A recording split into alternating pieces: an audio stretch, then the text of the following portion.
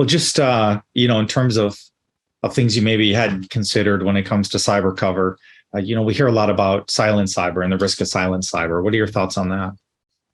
I think silent cyber may have been an issue 4 or 5 years ago, but now people know about the cyber risks. It's so well known, and the idea that this would be an unexpected risk is getting a little long in the tooth. Yeah. And so I think silent cyber really, people should be either addressing affirmatively cyber in their policies or affirmatively not covering it.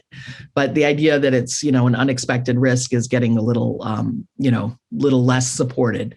The one thing I do think that we have is a risk of silent crypto, because the crypto is a very, right now it's not a well-defined under the law, and there's not a lot of regulatory framework surrounding it.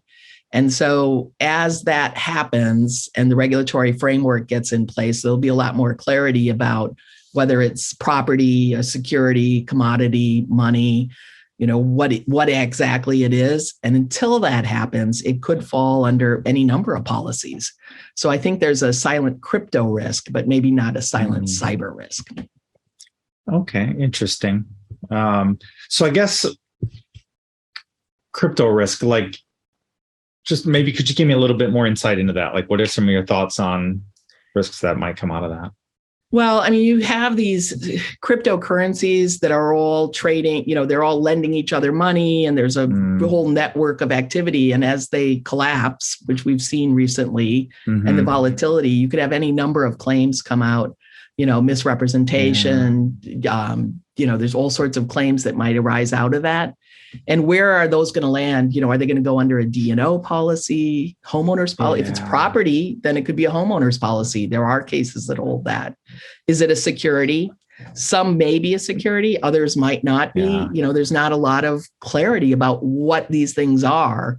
And until there's clarity about what they are, there's an issue about what policy do they fall under.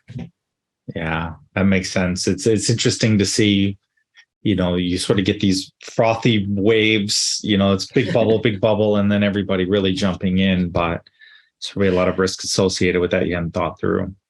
Well, and I think, some of the policies, they're on it and they've thought about it, like commercial crime policies, they affirmatively address it.